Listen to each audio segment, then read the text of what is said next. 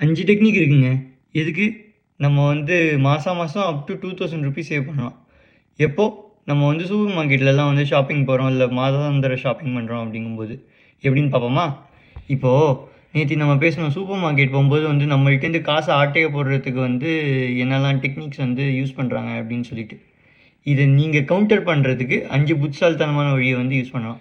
மொதல் டெக்னிக்கு, எப்போதுமே ஷாப்பிங் லிஸ்ட்டோட போங்க. அந்த லிஸ்ட் எப்படி இருக்கணும் அப்படின்னா, அந்த லிஸ்ட்டில் நீங்கள் என்ன வாங்க போகிறீங்க, எவ்வளோ வாங்க போகிறீங்க, அது என்ன பிராண்டு, இது 3 சேர்ந்து இருந்துச்சு அப்படின்னா அது வந்து உங்களுக்கு யூஸ்ஃபுல்லாக இருக்கும்.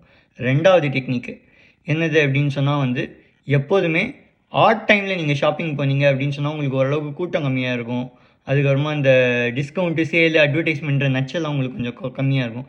இது வந்து காத்தால நேரம் இல்லை வீக் டேஸில் மத்தியானம் இந்த மாதிரி சமயத்தில் வந்து அந்த மாதிரி இருக்கும். பட் அது உங்களுக்கு செட் ஆகாது அப்படின்னா கூட இன்னொரு ஒரு ஆப்ஷன் வந்து கடை மூடுறதுக்கு கொஞ்சம் நேரத்துக்கு முன்னாடி போனோம் அப்படின்னா நிஜமாகவே கொஞ்சம் நல்ல சேல்லாம் வந்து அப்போ தான் இருக்கும். மூணாவது டெக்னிக் என்ன அப்படின்னு சொன்னால், நீங்கள் வந்து உங்கள் ஷாப்பிங் டயத்தையும் உங்களுடைய ஃபேமிலியோடைய ஒன்றா வெளியில் அவுட்டிங் போகிற டயத்தையும் வந்து பிரிச்சிடணும். ஷாப்பிங் போகும்போது தனியாக போங்க, போயிட்டு வந்து உங்களுடைய குறிக்கோளை மட்டும் முடிச்சுட்டு ஸ்ட்ரெயிட்டாக வந்து திரும்ப வந்துருங்க. 4வது டெக்னிக்கு, இது வந்து எப்படி அப்படின்னு சொன்னால் வந்து நம்ம நேற்றே பார்த்தோம், நம்ம சூப்பர் மார்க்கெட்டில் வந்து பொருள் எல்லாம் வந்து பிளேஸ்மெண்ட்டுக்கு ஏற்ற மாதிரி ஒரு ப்ரீமியம் வந்து சப்ளையர்கிட்ட வாங்குவாங்க அப்படின்னு சொல்லிட்டு.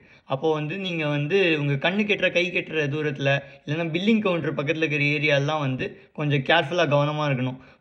வேறு ஏதாவது சீப்பாக இருக்கான்றதை பார்த்து அந்த மாதிரி நீங்கள் வந்து செலக்ட் பண்ணணும். 5வது டெக்னிக் வந்து, நீங்கள் இப்போது ஒரு வழக்கமாக வந்து நீங்கள் தெரிஞ்ச ஒரு கடைக்கு போய் வாங்கினீங்கன்னு வச்சுக்கோங்களேன், உங்களுக்கு எந்த பொருள் எங்கே இருக்குது அப்படின்றது ஆல்ரெடி தெரியும்.